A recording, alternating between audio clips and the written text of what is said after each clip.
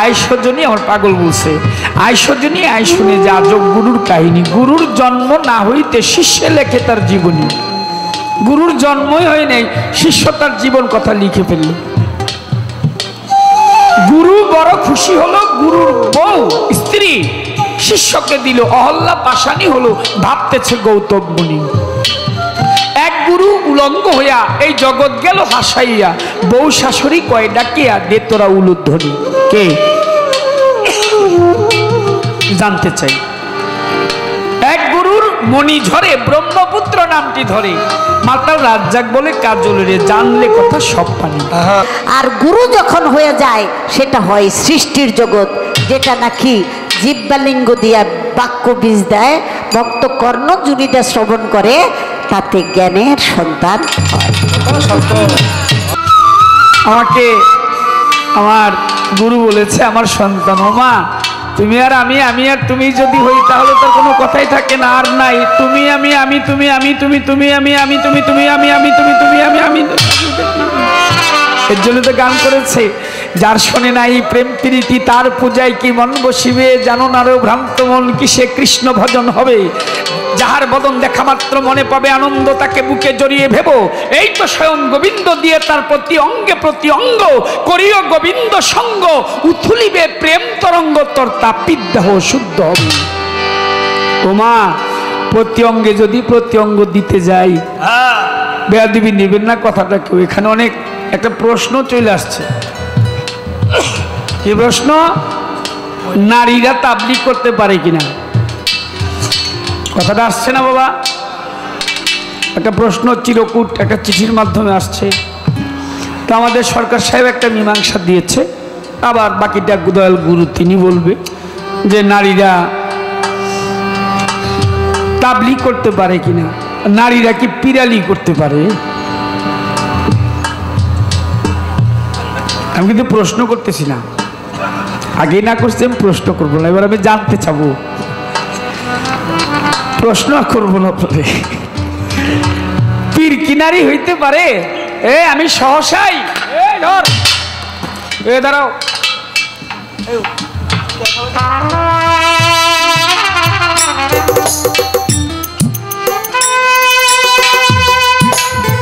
দাঁড়া। ও বাবা, ওকে ধরে আমি গলায় গলায় কোলাকুলি করেছি, মিলেছি, এখন আমি ব্যাধি মাফ করবো না। ওই মেয়েটাকে যদি বলি তুমি এসে আমাকে জড়ায় ধরো, মানবে কেউ? কথা বলেন না কেন? অসুন্দর দেখা যাবে না, খারাপ দেখা যাবে না? আমি জানতে চাই ওইটা কি সম্ভব না, আমি প্রশ্ন করতেছি না।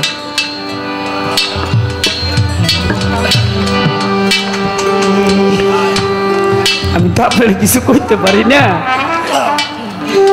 কোনোদিনও বলি নাই, আল্লাহ যেন কোনোদিন আমার না বলায়। আমি বলবো না কোনো কিছু আপনারে, যতদিন বেঁচে আছি ওই জ্ঞানেই দেখি এখানে একটা বিষয় থাকে, পর্দা যদি না থাকে, আপনি বলছেন পর্দা মাঝখানে কেন, এটা সমাজ ব্যবস্থার জন্য, তাহলে সমাজ না হলে সমাজ ভেঙে যাবে, এটা আমার মত। আমি ছোট মানুষ, আমি জানি কি, আর আমি বলবো কি। তুই জি জি করতেছিস কেন রে ভাই?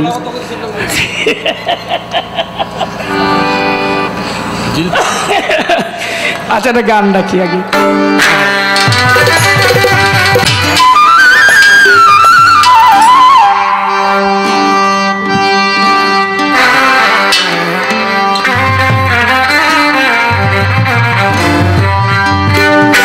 দয়াল রে,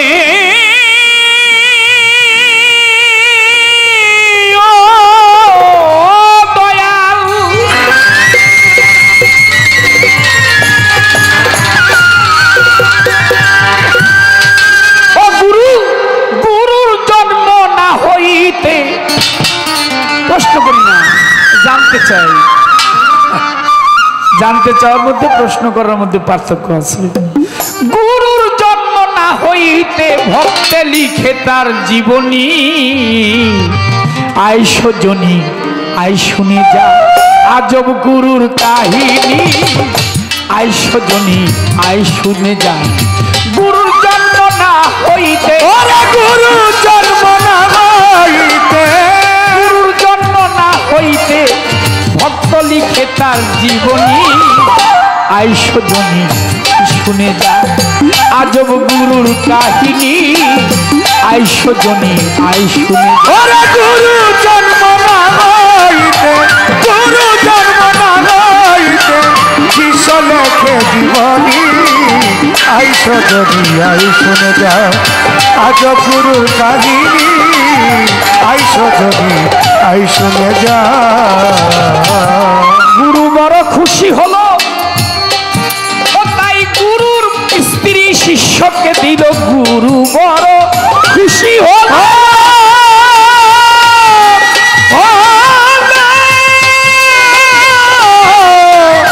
হলো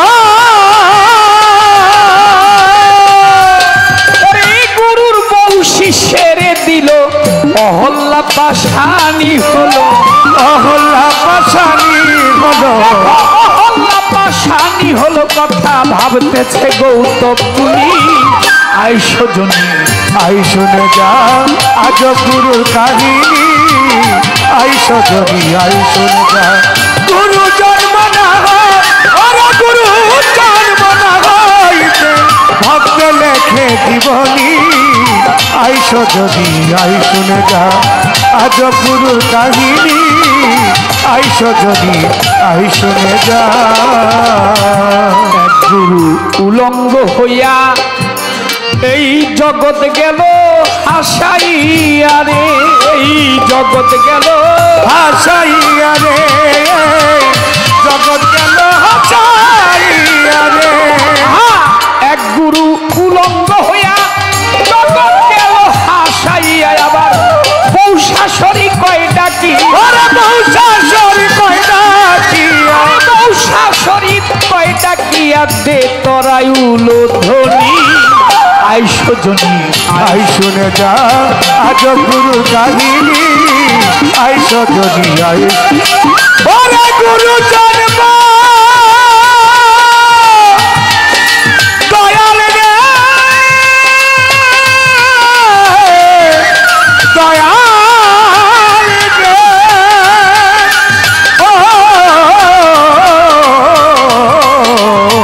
ও গুরুজি ওরে গুরু জন্ম না হইতে গুরু জন্ম না হইতে ভক্ত লেখে জীবনী আইস যদি আই শুনে যায় আজ গুরুর কাহিনী আইস যদি আই শুনে যায় এক গুরুর মণি ঝরে ঝরে ব্রহ্মপুত্র নামটি ধরে এক গুরুর মণি ঝরে ঝরে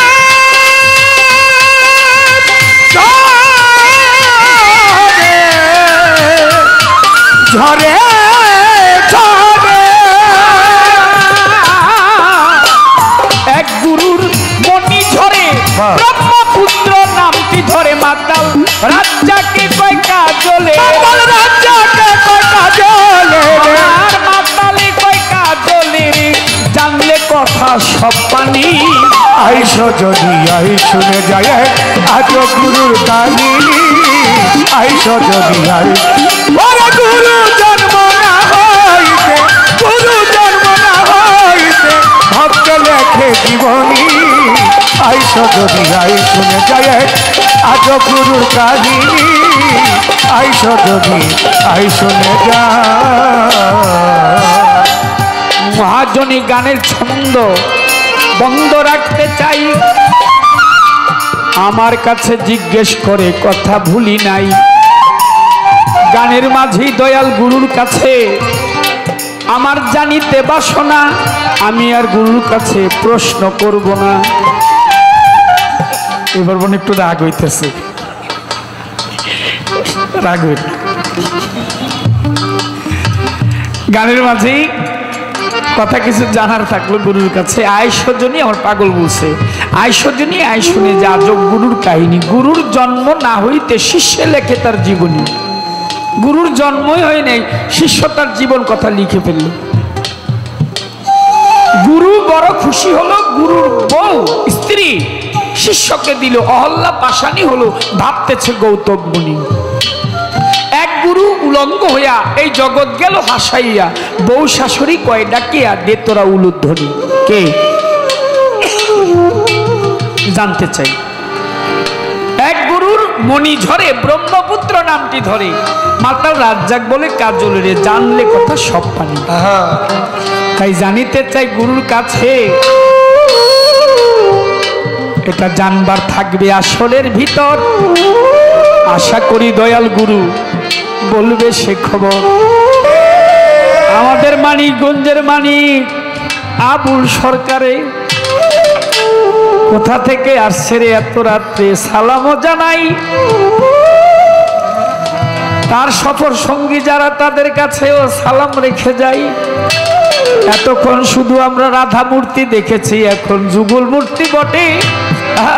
এতক্ষণ তো শুধু রাধা দেখেছি, এখন রাধা কৃষ্ণ দুইজনই আসছে। আমি যেহেতু শিষ্যপক্ষ, তাই দুইজনই তো দুইটা কথা দুইজনের কাছে জানতে মন চায়। আপনারা কি কন? এখন তো একজনের কাছে জানতে এত করে, দুইজনের কাছে জানো। আমি প্রশ্ন করবো না একটু, আমার শুধু জানার ইচ্ছা, প্রশ্ন আমার নাই। ওই যে কইছে প্রশ্ন করি বেশি। আমার কৃষ্ণের কাছে প্রশ্ন, অর্থাৎ আমাদের মানিকের কাছে প্রশ্ন, যে কৃষ্ণ বাঁশি কোন দিন থেকে বাজায় না? কৃষ্ণ বাঁশি কোন দিন থেকে বাজায় না? কারণ মায় তো কইছে একটু আগে যে আমি এই জগতেই নাই। মনে আছে নি? এটা বাবা কতদিন ধরে হইল এই যে বাঁশি বাজনা বন্ধ হয়েছে, এটা হওয়ার কারণটা কি?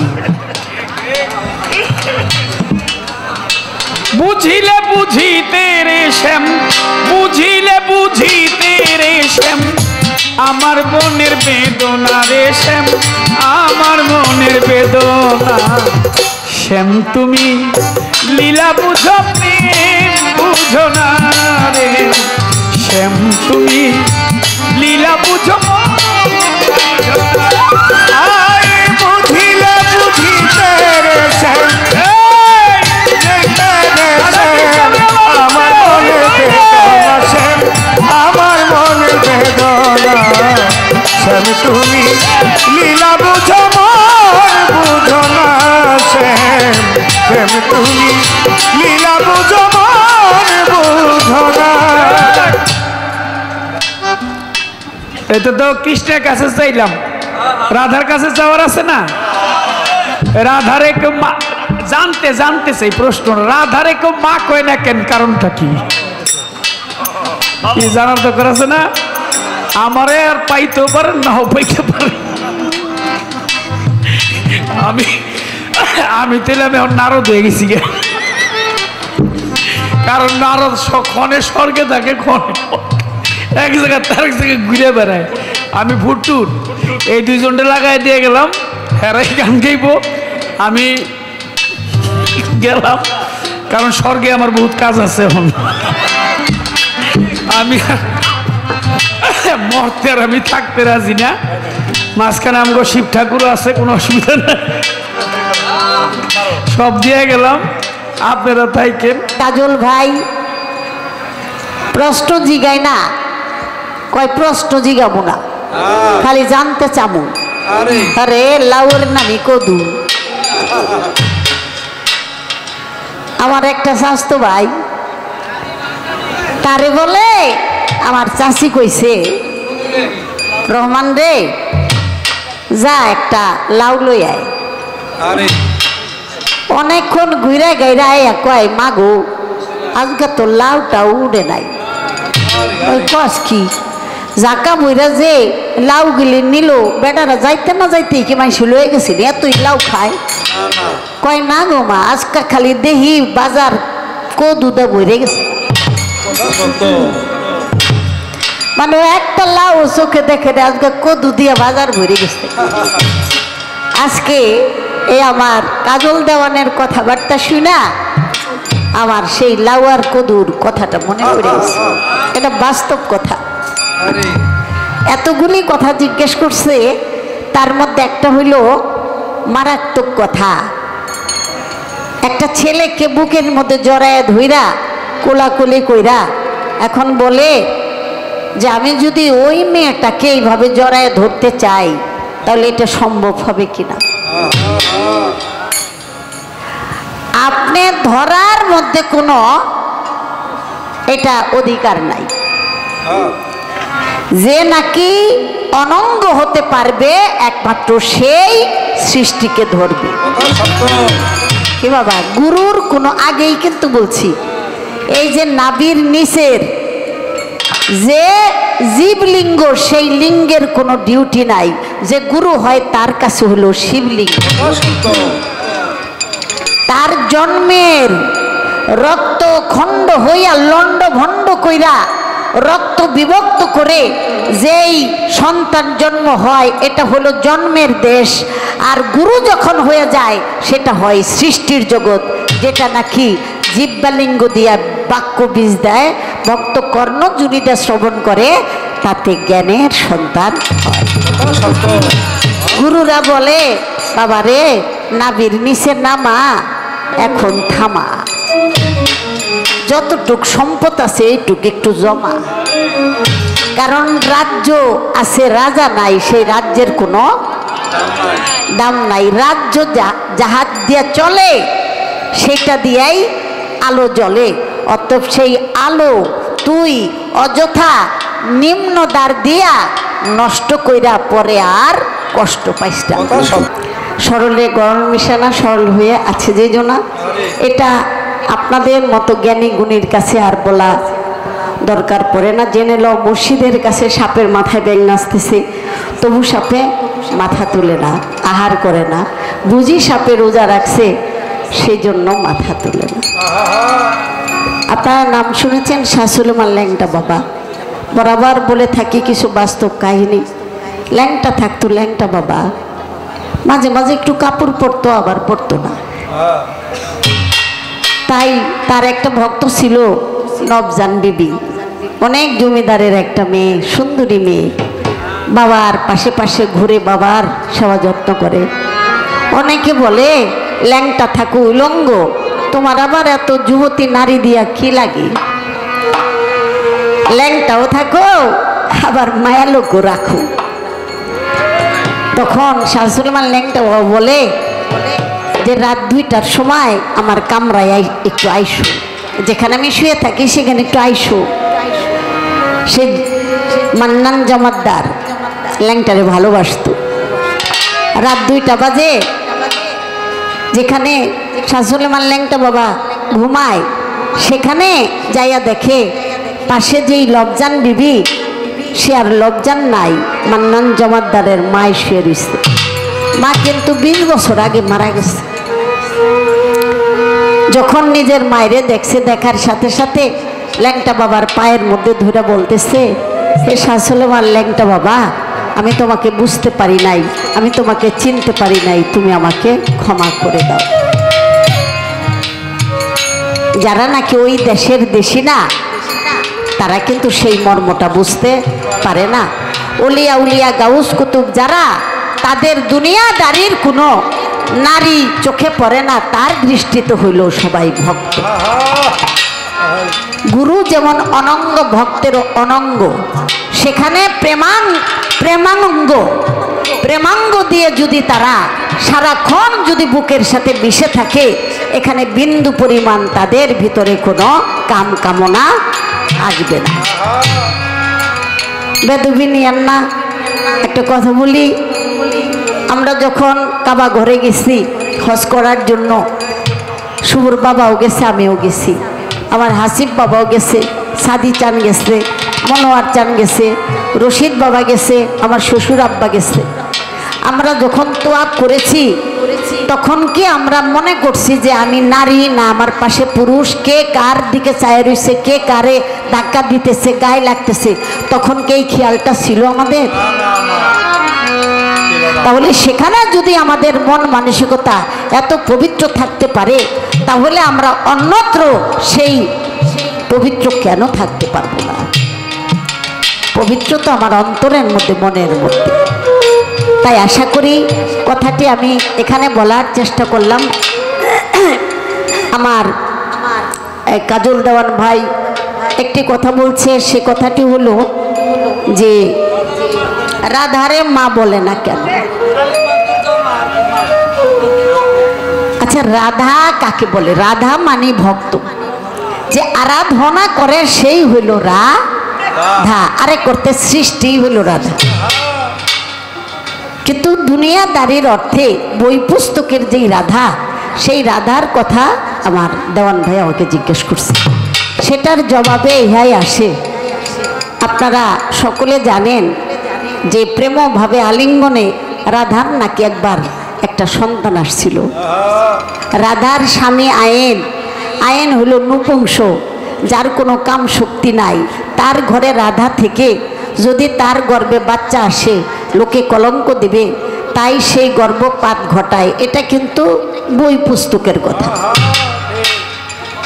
কাগজ দিয়া যাগো, মগজ নষ্ট তাগো, ওইভাবেই মীমাংসা দিতে হয়। তো যখন নাকি ওই সন্তানকে ফেলে দিয়েছে পানির মধ্যে, তাই ওই সন্তান বলেছিল যে আমাকে গর্ভে নিয়া তুমি আমাকে মা বলার সুযোগ দিলা না, বুকে নিলা না, তাই তোমার প্রতি আমার এই অভিশাপ থাকবে, সৃষ্টি জগতে পৃথিবীতে কেউ যেন তোমাকে মা না ডাকে। দলিলের মিলে আমি কথাটা রাখলাম। আশা করি এখানে কথা, আর এই গানের মধ্যে যে কথাগুলি জিজ্ঞেস করছে সব কথাগুলি কিন্তু রামায়ণ এবং মহাভারতের কথা। সত্যযুগে হরি ভক্ত ছিল সুতবা, তপস্যা করে হরি বলেন, নারায়ণ বলেন, আয়সা বলে কি চাও? যে আমি তোমার বাম পাশের বাচ্চা লক্ষ্মীকে চাই, আমি আমার স্ত্রী রূপে। বলল তাই কি হয়, ও তো তোর গুরুমা, চলে যাও। আবার তপস্যা করে, আবার বলে আমাকে দিতে হবে। তখন বলল যা, সত্য দাফর, সত্য সত্য সত্য ত্রেতা দাফর কলি। তখন কিন্তু সত্য দাফর ছিল, মানে একের পর দুই ছিল।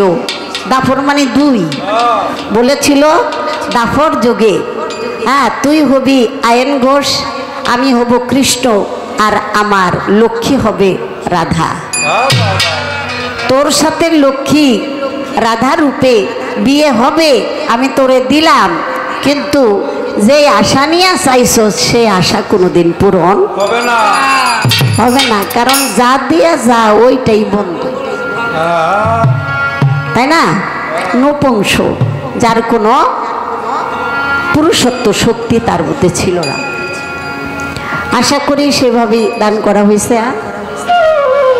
গুরু বল বল রে হেলাই হেলাই দিন যায়, গুরু বল বল রে হেলাই হেলাই দিন যায়, ও গুরু বল বল রে হেলাই হেলাই দিন যায়, ও গুরু বল বল রে হেলাই হেলাই দিন যায়। কি জবাব দিবারে মন, কি জবাব দিবারে মন, শেষের বেলায় গুরু বল বল রে হেলাই হেলাই দিন যায়, ও গুরু বল বল রে হেলাই হেলাই দিন যায়, ও গুরু বল বল রে হেলাই হেলাই দিন যায়, ও গুরু বল বল রে হেলাই হেলাই দিন যায়। গুরু জন্মের আগে তাহার লেখে জীবনী, আসরেতে প্রশ্ন আমায় করলো এখনই, আমার সেই কথাটা বলতে হবে, বলবো সুরে সুরে, যেইভাবেতে সবাই মিলে আছেন ধৈর্য ধরে, সেই কথাটা বলবো আমি, ধন্যরাজ সবাই। সুন্দর কথাই আমার কাছে জিজ্ঞাসা করে যায় রে ভাই, জিজ্ঞাসা করে যায় রে ভাই, জিজ্ঞাসা করে যায় রে ভাই, জিজ্ঞাসা করে যায়। ওরে তাহার কথার জবাব দিতে, তাহার কথার জবাব দিতে দাঁড়াই সবাই, গুরু হেলাই হেলাই দিন যায়, ও গুরু বল বল রে হেলাই হেলাই দিন যায়, ও গুরু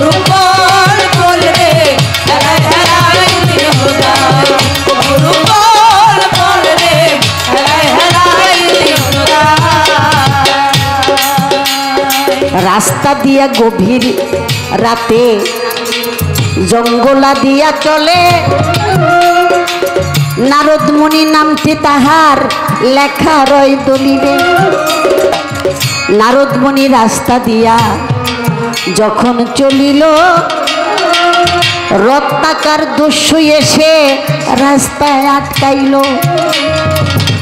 আয়সা বলে, ওগো মুনি, তোমার কাছে যায় আছে, জলদি কইরা দাও। আরে নারদমণি ডাইকা বলে, তোমার চাওয়াটাই হয় খাও। আমার কাছে কিছু নাই, আমি দিব কেমন করে? বলে, কিছু নাই কেন আসলা এই রাস্তার পরে? দিতে হবে, নইলে তোমায় করে ফেলবো খুন। কিছু না পাইয়াই আমার মনে লাগিল আগুন।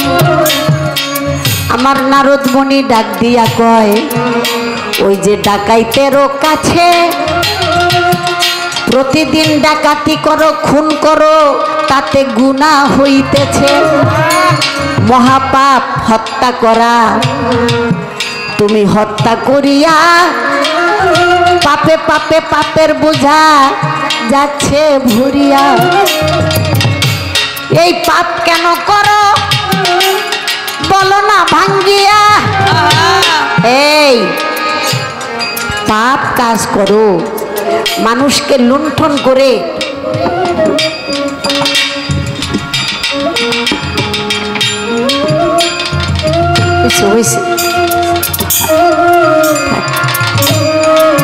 আমি যেমন লড়বড়া হয়ে গেছে, আমার সামনে যেটা হেটাও লড়বড়া হয়ে গেছে।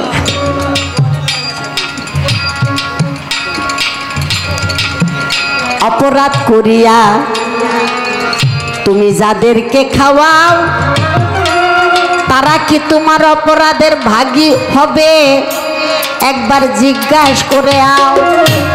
অবশ্যই হবে। যদি অপরাধ হয়ে থাকে, মা আছে, বাবা আছে, ছেলে মেয়ে স্ত্রী, আমি তাদের জন্য তো এই পাপ কাজ করি, তাহলে তাদের জন্য পাপ করি, আমার পাপের ভাগ তারা নেবে। বলে, একটু জিজ্ঞাসা করে আসো।